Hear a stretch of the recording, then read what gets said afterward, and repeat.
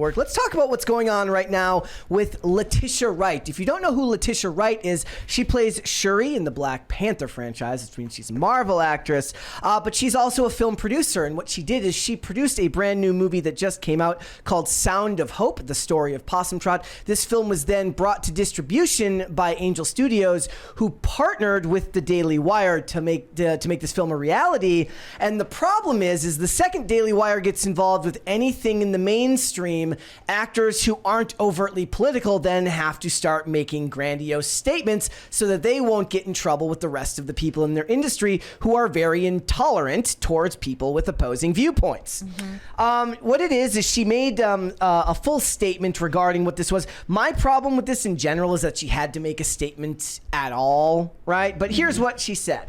She says, and I'll just put this on here so you guys can read it. It says, "To be clear, after we completed the production of this film, Angel Studios were brought on board to handle its distribution, and they later partnered with the Daily Wire," she wrote as a statement on her Instagram. "That was not my decision, and I was not given an update or made aware of this decision. I am in no way aligned or affiliated with the Daily Wire. I am thankful for all who want to positively champion this film and campaign to serve children. However, I do not condone using this beautiful film for divisive political purposes." She's the one that made it divisive by doing that, by making that statement.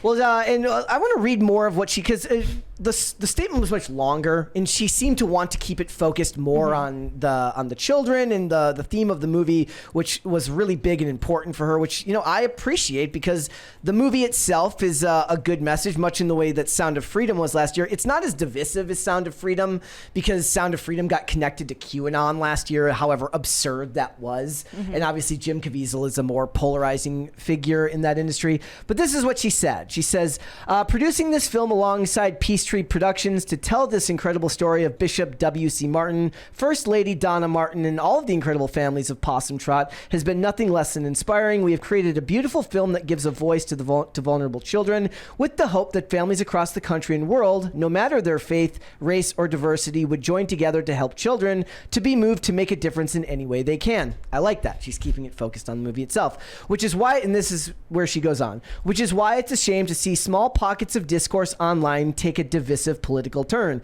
This story isn't about politics. It's about children. It's about sacrificial love for children who have experienced unthinkable horrors and how communities at how communities at a grassroots level, like the communities of Possum Trot, can help provide safe, loving homes that they so desperately need.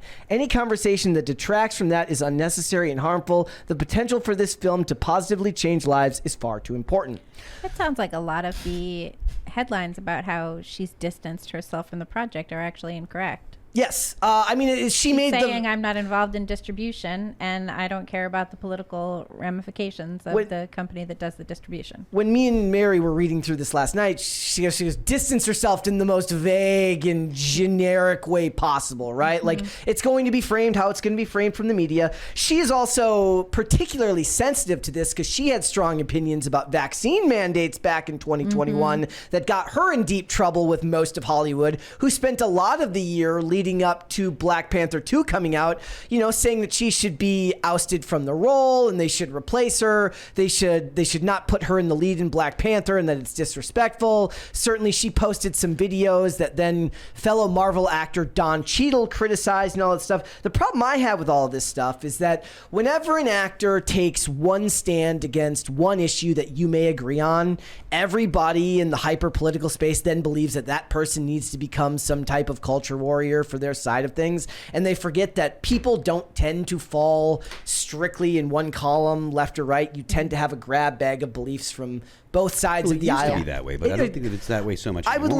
I would like to believe in a perfect world that was still a thing, right? I think people still do actually have a grab bag of things. They just feel like they're not allowed to, so they don't speak about it very often. Yeah, and the thing, certain affiliations mean that you have to clarify in this industry now. One of the things that really makes that stick out to me is, so back in the 90s, they might still be a band, but there was this straight edge hardcore band called Earth Crisis.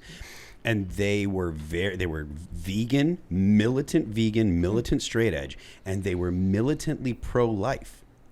and which nowadays you would never see that. Yeah. They were, they had very, But very if you're left. vegan, it makes sense to be pro-life. It does make sense because and it anti-death Got 'em. penalty. yeah, logically it made sense. And so they had, like there's this one song, Firestorm, and if I repeat the lyrics, they're like, we could get demonetized. It's like really, really, really brutally, like they were talking about, getting rid of people that do drugs and they call it like the filth that infested cities and stuff.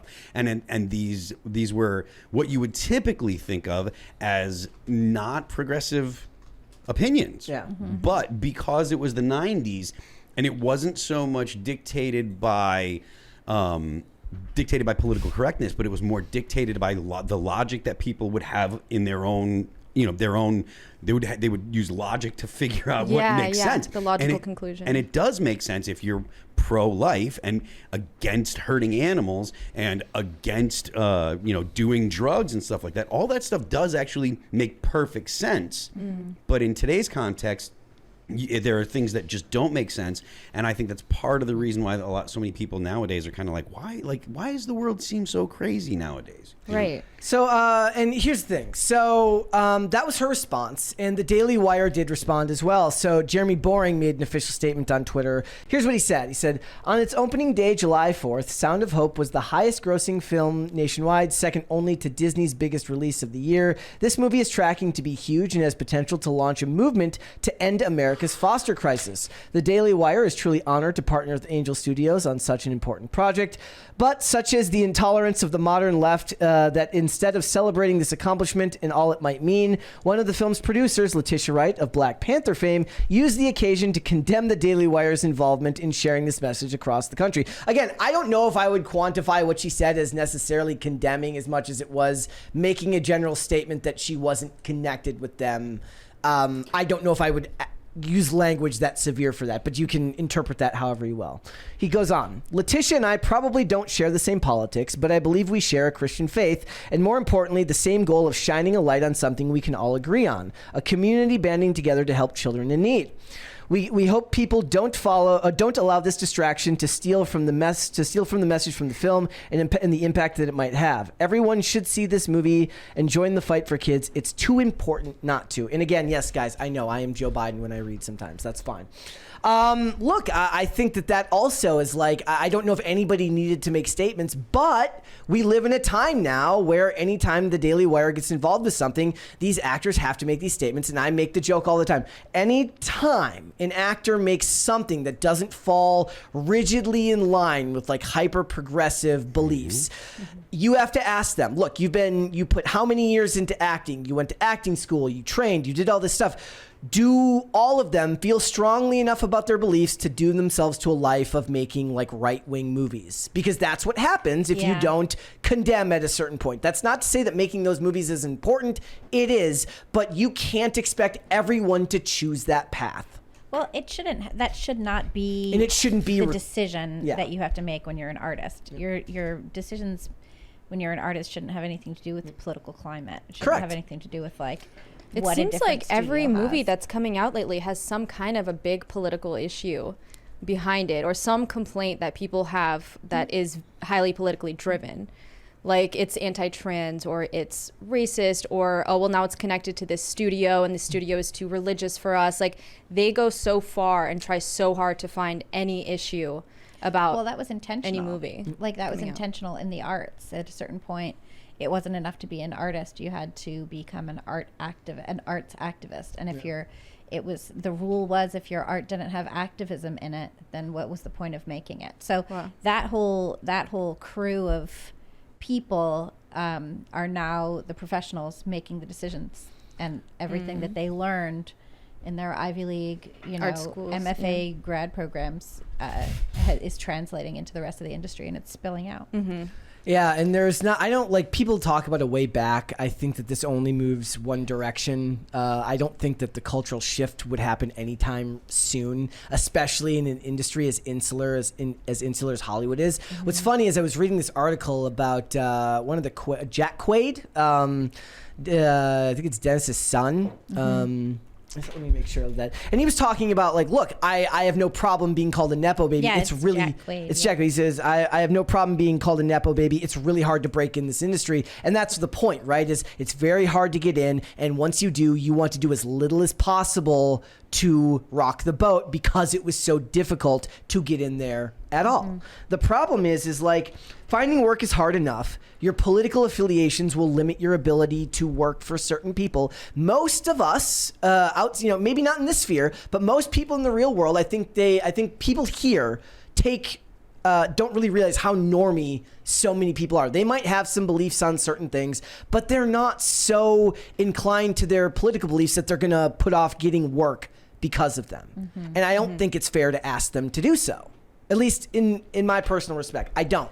Like most people put their family first. They're going to put their ability to feed their kids, their marriage, whatever. They're going to make all of that stuff work first before they get into what they believe politically. And in that industry, if you're going to feed your kids, you're going to have to work first, which means that they're going to probably keep their mouth shut in a lot of cases. Or in this case, she spoke out in 2021 about vaccines. She immediately got her head bitten off. She's going to distance herself a little bit from something when it's not even a company that she partnered with initially. They brought in Angel Studios. It's like 6 degrees of separation. Right. She's not complaining about Angel Studios. She's complaining about Daily Wire, which was brought in by Angel Studios. I don't have a problem with her making such a benign statement when it wasn't like she was hyper condemning them.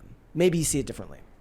I agree with you. And I think that it's unfortunate because the entire message of the movie gets lost when people want to make a movie about saving children hyper-politicized. Yeah. I mean, they did it with Sound of Freedom, right? The idea that human trafficking would be a political issue is insane, but it is.